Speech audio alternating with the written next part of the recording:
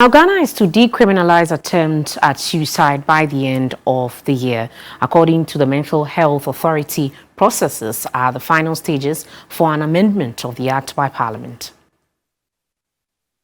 The passage of the Mental Health Act 2012 by Parliament in March 2012 was to promote the rights and quality treatment of persons with mental health conditions.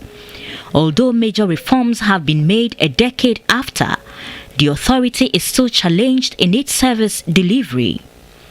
There are 51 psychiatrists with 20 more currently undergoing training, as against just 12 of them a decade ago. However, the authority has been keen on an amendment of the Criminal Offences Act 1960, Act 29, which makes whoever attempts to commit suicide guilty of a misdemeanor liable to a fine or imprisonment.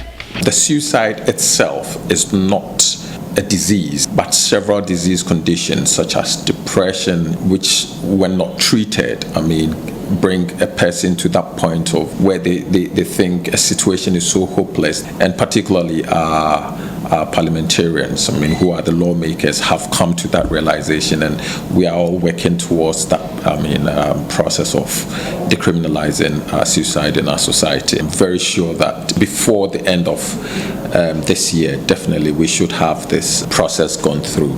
Unavailability of the mental health levy, which would enable the authority initiate capital-intensive projects, is another setback. It's when you have a levy in place and then you have funds coming into the mental health fund. You have monies coming into the fund. You will be able to then, move in and, provide the kind of infrastructure that is required to beef up the kind of facilities we need.